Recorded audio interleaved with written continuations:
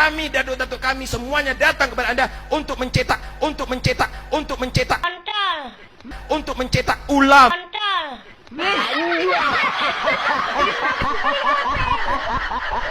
Harus tahu diri para habaib. Lihat bagaimana sekarang semuanya. Anda muhibbin, Anda cinta kepada habaib, Anda ada di sini. Tapi habaib bagaimana menghargai Anda? Dipotongkan kambing 100 lebih untuk Anda. Anda datang ke sini bawa apa? Paling gula 1 kilo. Anda bawa apa di sini? Kontol.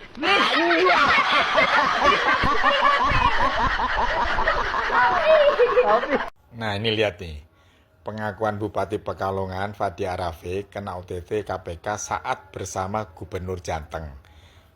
Ini ada penyangkalan lagi, Gubernur Jawa Tengah bantah bareng Bupati Pekalongan saat OTT KPK ya. Ini masyarakat dibuat teka-teki ini, mana yang benar ya. Inilah kalau udah ketangkep kayak begini nih, saling lempar ya, saling mencari perlindungan. Ini salam waras, merdeka, rasain kamu. Ada yang lucu nih soal OTT KPK. KPK OTT Bupati Pekalongan, Fadia Rafiq. Ketika OTT, Fadia Rafiq mengaku dia sedang bersama Gubernur Jateng, Ahmad Lutfi. Tapi lucunya, Ahmad Lutfi, Gubernur Jateng itu sendiri malah membantah. Kira-kira siapa yang benar? Dan kira-kira kalian percaya siapa? Padahal keduanya adalah pasien tembok ratapan Solo. Keduanya adalah orang yang dipromosikan oleh siapa kemarin? Mulyono. Tapi sekarang ketika satunya mengaku, satunya membantah. Fadia Rafiq berharap Gubernur Jateng bisa sedikit membantu, tapi Gubernur Jateng tidak mau membantu, dia membantah. Kenapa ya orang-orang yang pernah ketemu si Joko Dok itu loh, kok ujung-ujungnya pada kena musibah gitu ya. Ya seperti Bupati Pati Sadewo dan sekarang yang lagi viral tuh Bupati Pekalongan Fadia kena OTT KPK. Terus ada Ridwan Kamil yang diduga juga kena kasus korupsi. Aduh, Joko Dok, lu tuh ya selain pengkhianat tapi juga pembawa sial. Udahlah, hidup lu tuh gak ada manfaatnya, mendingan mati aja deh Joko Dok. Bupati Pekalongan ditangkap KPK pas tengah malam di rumahnya.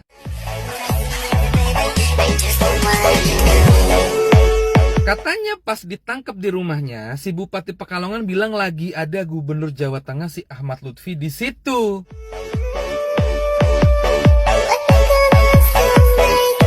Gak lama kemudian si Ahmad Lutfi ngebantah ada di rumahnya Bupati Pekalongan pas OTT KPK.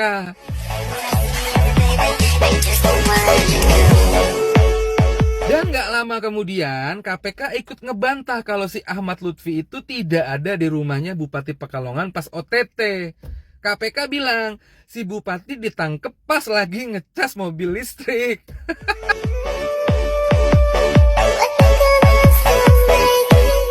Kira-kira lu mau percaya omongannya siapa?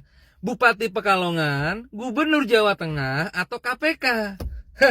Nih gue coba nyusun puzzle-nya ya. Kondisi tengah malam, di rumah Bupati Pekalongan. Terus ada OTT KPK. Dan kata KPK si Bupati lagi ngecas mobil. Nah, terus ada lagi pengakuan dari Bupati Pekalongan kalau di sana ada Gubernur Jateng si Ahmad Lutfi. Pertanyaannya, itu beneran ngecas mobil atau ngecas apa? Apa lo? Gas kalian yang titipan dari Bapak Jokowi, persiapkan diri kalian karena teman kalian, sahabat kalian dari hasil titipan Bapak Jokowi sudah kena OTT. Nah, coba lihat ini. Jadi bagi mereka ataupun kalian, teman-teman kalian, saudara kalian, ya sahabat kalian yang belum kena OTT, bilangin, bisikin ke mereka. Coba lihat. Pak Satiwo, Pak Chandra, saya titip Kabupaten Pati. Pak Maidi, Pak Bagus, saya titip Kota Madiun.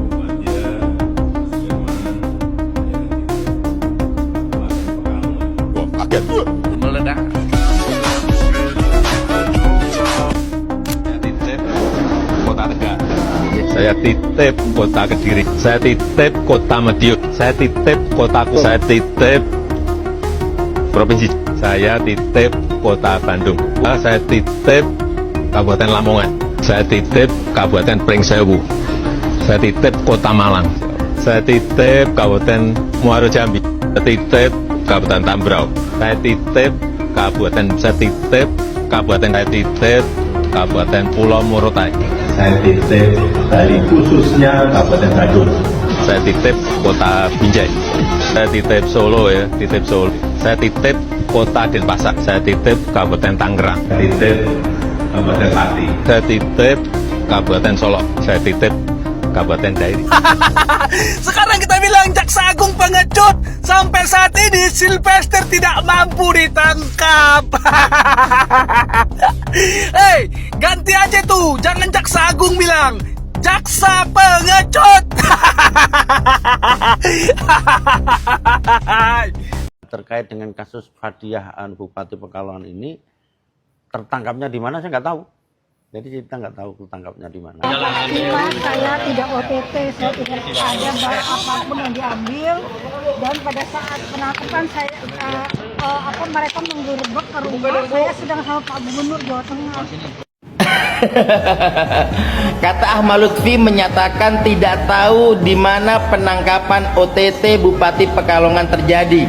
Sedangkan untuk Bupati Pekalongan sendiri menyampaikan dia sedang bersama gubernur di saat penggerebekan. Jadi yang benar yang mana ini? Wah, atau ini sinyal bahwa semua kasus di awal tahun 2026 dua bupati terjaring OTT di Jawa Tengah ini ada kaitannya dengan gubernur. Ya kita lihat saja dan kita tonton sampai mana keberanian KBK ngebongkar semua ini.